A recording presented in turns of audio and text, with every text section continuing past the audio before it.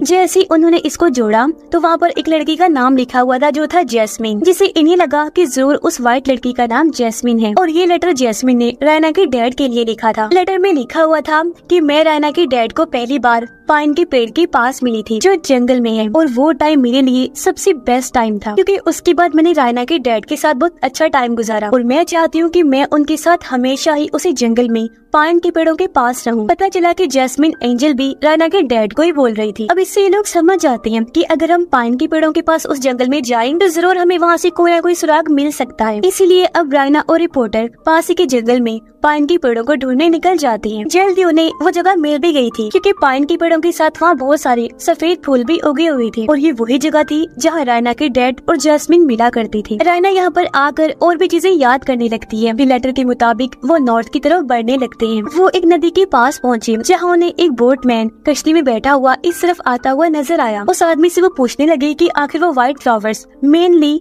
असल में उगते कहाँ हैं, यानी कि उनका ओरिजिन कहाँ पर है, क्योंकि हो सकता है जैस्मिन उसी जगह की रहने वाली हो। तो वो बोटमैन बताता है कि वो फूल हमारे गांव में ही उगते हैं, हमारा गांव ही उसका ओरिजिन है, और हमारे गांव का नाम भी व्हाइट फ्लावर विलेज है। जिसे सुनकर रायना और रिपोर्टर थोड़ा खुश हो जाते हैं क्योंकि उन्हें लग रहा था कि शायद हम सच्चाई के बहुत ही करीब हैं। इसीलिए वो बोटमैन से मदद मांगते हुए कहते हैं कि आप प्लीज हमें गांव के हेड के घर ले चलिए, हमने उनसे कोई जरूरी बात करनी है। बोटमैन उनकी मदद कर देता है और वो उन्हें हेड के घर ले आता है। जब रायना और रिपोर्टर हेड से बात करना शुरू करते हैं, वो उन्हें होटल में हो रही मौतों के बारे में बताते हैं। लेकिन जैसे उन्होंने हेड को व्हाइट लड़की जैस्मिन की शक्ल सूरत के बारे में बताया, यानी कि वो पूरी व्हाइट है, उसकी आंखें लाल हैं, तो हेड काफी घबरा जाता है ये सुनकर, और उन्हें वहाँ से ये कहकर निकाल देता है कि मुझे इस पर कोई बात नहीं करनी क्योंकि मैं कुछ नहीं जानता। अब बाहर बारिश हो रही थी और ये लोग रिवर भी क्रॉस नहीं कर सकते थे, इसीलिए बोटमैन उन्हें कहता है कि आज रात तुम यहीं पर रुक जाओ मेरे घर। अंदर आने के बाद रायना काफी उदास हो जाती है क्योंकि उसे यहाँ पर कोई भी सबूत नहीं मिला और अब इनके पास बस एक दिन का टाइम है। यहाँ रायना रिपोर्टर को ये भी बताती है कि जब मेरी मॉम बीमार पड़ी और मेरे डैड को कैंसर हुआ तो मैंने बहुत प्रेयर्स की, लेकिन फिर भी गॉड ने मेरी नहीं सुनी, मेरी मदद नहीं की, बल्कि मेरे पेरेंट्स को मुझसे छीन लिया। लेकिन सब कुछ भुलाकर जब मैं यहाँ पर रहने आई तो मुझे यहाँ पर भी सब कुछ वही देखना पड़ेगा, यानी कि अपनी और अपनी बहन की मौत। ये बताकर वो रोने लगी, कहती है कि मुझे समझ नहीं आ रही कि गॉड मेरे साथ कर क्या रहे हैं। तब रिपोर्टर उसे समझाता है कि देखो, अगर तुम्हारे साथ बुरी चीजें हो रही है ना आज, तो इसका मतलब है कि गॉड तुम्हें आने वाले बुरे वक्त के लिए तैयार कर रहा है, ताकि अगर कभी तुम आने वाले टाइम में भी किसी मुसीबत में फंसो तो तुम हार ना मानो, बल्कि गॉड से दुआ करो, गॉड पर यकीन रखो। अभी वो ये बातें कर ही रहे थे कि तभी उन्हें हेड और उसकी वाइफ की लड़ने की आवाजें आती हैं, जिससे रिपोर्टर को शक हुआ कि हेड की वाइफ जरूर कुछ ना कुछ तो जानती है और वो छुपा रही है, क्योंकि पहले भी जब वो लोग बातें कर रहे थे तो उसने हेड की वाइफ को चुपके से उनकी बातें सुनते हुए देख लिया था। इसलिए चुपके से हेड के घर घुस जाते हैं और इन्हें वहाँ उस व्हाइट लड़की जैस्मिन की पेंटिंग नजर आती है, और फिर तभी हेड की वाइफ उन्हें बता देती है कि असल में ये लड़की हमारी बेटी है। तो अब वो लोग बोटमैन को और हेड की वाइफ को सब कुछ बताने के लिए कहते हैं। तब बोटमैन उन्हें बताता है कि उस लड़की का यानी व्हाइट लड़की का असल नाम मैनर है, जो कि मिडनाइट में हेड के घर पैदा हुई थी, लेकिन उसे एक बीमारी थी जिस वजह से उसका पूरा जिस्म ही व्हाइट था, यहाँ तक कि उसके बाल भी, उसकी स्किन भी। इसी वजह से तो उसका नाम उन व्हाइट फ्लावर्स के ऊपर रखा गया था, जिन व्हाइट फ्लावर्स पर इस गाँव का नाम रखा गया था। मैनर की शक्ल सूरत की वजह से हर कोई उसे परेशान करता, बच्चे उसे बुले करते थे और अक्सर तो उसे डेविल कहते थे कि ये कोई इंसान नहीं है बल्कि शैतान है। उसकी डैड भी उसे हमेशा पीटा करते, कमरे में बंद करके रखते थे, क्योंकि उसकी वजह से गांव में उनकी इज्जत कम हो रही थी। यही वजह है कि मैनर अकेली रहने लगी। वो अपने माइंड में गेम्स बनाती, अपने साथ ही खेला करती थी और डांस करती थी। लेकिन जैसे 20 साल हुए वो घर से भाग गई और कोई नहीं जानता कि भागकर वो कहाँ गई है। ये सारी सच्चाई जानने के बाद रायना और रिपोर्टर वापस होटल में आ जाते हैं, और अब क्योंकि उन्हें मैनर का असली नाम भी पता चल गया था, इसलिए वो होटल में शमन को बुलाते हैं, जहाँ पर शमन मैनर के नाम के जरिए उसकी आत्मा से बात करता है और उन्हें बताता है कि जब मैनर अपने घर से भागी थी तो वो उसी जंगल में उन पाइन के पेड़ों के पास गई थी, जहाँ पर पहली बार उसकी मुलाकात हुई रायना के डैड से, जहाँ पर रायना के डैड ने न सिर्फ उसकी जान बचाई, उसकी मदद की, बल्कि उसे अपने होटल में रहने के लिए रूम भी दिया। उसने अपनी माँ की सारी ज्वेलरी भी मैनर को दे दी, क्योंकि रायना के डैड के पास अपने माँ बाप की यादों के अलावा और कोई नहीं था, और अब क्योंकि वो मैनर को अपना सबसे करीबी इंसान माना करता था, तो इसलिए उसने वो सब उसे दे दिया, जिस वजह से मैनर को भी काफी अच्छा महसूस हुआ, क्योंकि पहली बार कोई उसकी शक्ल सूरत ना देखकर उसके इतने करीब आ गया था। अब दोनों इसी होटल में रहने लगे। देखते ही देखते उनमें प्यार भी हो गया, क्योंकि रायना के डैड ने उसे कभी भी इस बात का एहसास होने नहीं दिया कि वो बाकियों से अलग है, जिस वजह से वो खुद भी इस बात को भुला चुकी थी कि मैं बाकियों से अलग हूँ। लेकिन फिर रायना के डैड अपने बिजनेस के सिलसिले में जकार्ता चले गए और उसके पीछे से मैनर उसके वापस लौटने का वेट करती रही, जहाँ उसने रायना के डैड के लिए वो लेटर वाला गेम बनाया, यानी पजल गेम, जिस लेटर के कई सारे टुकड़े करके उसने हर रूम के बेड के नीचे रख दिया। लेकिन काफी दिन गुजर गए थे और रायना के डैड वापस नहीं लौटे, इसलिए मैनर अब खुद जकार्ता जाकर उसके डैड को ढूंढने लगी। लेकिन वहाँ मैनर ने रायना के डैड को किसी और के साथ देखा, यानी कि उनकी एंगेजमेंट हो गई थी और वो लड़की उसके बच्चे की माँ बनने वाली थी, जिसका मतलब वो समझ गई, यानी कि रायना के डैड ने मुझे धोखा दिया। इस वजह से उस बेचारी का दिल टूट गया। होटल वापस आकर उसने चाकू से अपने जिस्म की सारी जिल्द निकाल दी, क्योंकि इस तरह दिल तोड़कर रायना के डैड ने उसे ये एहसास दिला दिया था कि वो सच में बाकियों से अलग है, वो किसी के काबिल नहीं और ना ही कोई उसे कबूल कर सकता है। सिर्फ अपनी शक्ल सूरत की वजह से वो हमेशा अकेली रहेगी, इसलिए वो लगातार 3 दिन तक अपने जिस्म से अपनी स्किन को अलग करती रही। फिर जैसे ही तीसरी रात की मिडनाइट आई तो दर्द में तड़प तड़प कर उसकी मौत हो गई। ये सुनकर रायना और रिपोर्टर को काफी दुख भी हुआ, साथ ही वो काफी डर भी जाती है और शमन से पूछती है कि अब हम इन सबको ठीक कैसे कर सकते हैं, जिस पर शमन कहते हैं कि अब तुम्हें मैनर का टूटा हुआ दिल जोड़ना है, यानी कि अब उन्हें मैनर की लाश ढूंढनी होगी कैसे भी करके, जिसमें उन्होंने मैनर की लाश को किसी ऐसी चीज से जोड़ना है जो जिंदा चीज का काम करे और मैनर इन्हें माफ कर दे। लेकिन जब उन्होंने शमन से पूछा कि हम ये काम करेंगे कैसे, तभी आकर मैनवी आत्मा ने शमन पर हमला कर दिया। वो उसकी गर्दन पकड़ लेती है और बुरी तरह उसका सर जिस्म से अलग करके उसे मार डालती है, जो सीन बहुत ही भयानक था। और अब उसका असली रूप देखकर रायना और रिपोर्टर भी बहुत घबरा जाते हैं। रायना काफी टेंशन में भी थी, क्योंकि सब कुछ ठीक करने के लिए उनके पास टाइम बहुत ही कम बचा था। तभी रायना की बहन की नजर बेड के नीचे पड़ी उसके डैड की सामान पर गई। उसमें एक किताब थी जिस पर लिखा हुआ था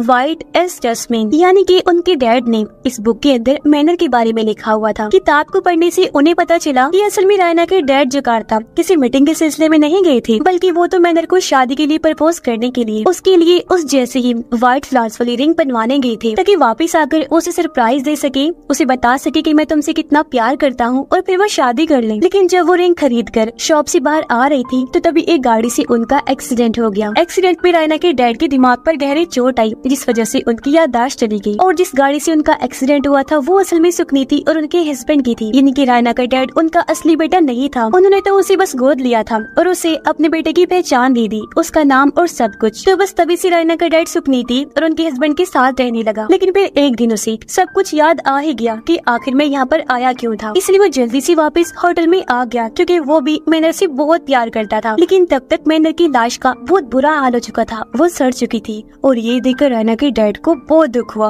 वो पूरी तरह से टूट गई। वो हर टाइम यही सोचती रहती है कि काश उस दिन मैं मैनर को सब कुछ बता देता, सच मैं तुमसे कितना प्यार करता हूँ और तुम्हें सरप्राइज देने के लिए ही मैं जा रहा हूँ। इससे होता ये कि आज वो खुद के साथ ऐसा ना करते और ये दोनों साथ होते और उन्होंने शादी कर ली होती। लेकिन अब क्योंकि मैनर की मौत हो चुकी थी, वो जा चुकी थी, इसलिए रायना के डैड उसकी लाश को होटल के बेसमेंट में बने एक सुरंग में ही दफन कर देते हैं, ताकि वो बरी हो सके। कब्र के ऊपर उसने वही व्हाइट फूल वाली रिंग की तस्वीर बना दी जो उसने मैनर के लिए बनवाई थी, ताकि इससे मैनर की आत्मा को सुकून मिल सके और उसकी कब्र हमेशा यहीं पर रहे, जहाँ उसने मैनर के साथ अपने इतनी सारी और इतनी प्यारी यादें बनाई। जिसके बाद रायना के डैड हमेशा के लिए इस होटल से दूर चले गए, क्योंकि वो हमेशा इस दुख में रहकर अपनी जिंदगी नहीं जी सकते थे। ये सब देखकर रायना और उसकी बहन समझ गई कि इसका मतलब है कि डैड ने कभी मैनर को धोखा दिया ही नहीं था, बल्कि वो तो उसे इतना प्यार करते थे। मगर सच जाने से पहले ही मैनर की मौत हो गई, तो अब उन्हें कैसे भी करके मैनर को सारी सच्चाई बतानी होगी। जहाँ तभी उन्हें शमन की कही बात याद आती है कि उन्हें मैनर की लाश को किसी ऐसी चीज के साथ जोड़ना होगा जो जिंदा चीज का काम कर सके। और अब उस जिंदा चीज का काम करने वाली थी ये रिंग, जिससे वो मैनर की लाश को पहनाकर उसका टूटा हुआ दिल जोड़ सकती थी, जिससे वो भी सच्चाई जान ली कि रायना के डैड ने उसे कितना प्यार किया था और कभी धोखा नहीं दिया था। जिसके बाद रायना और रिपोर्टर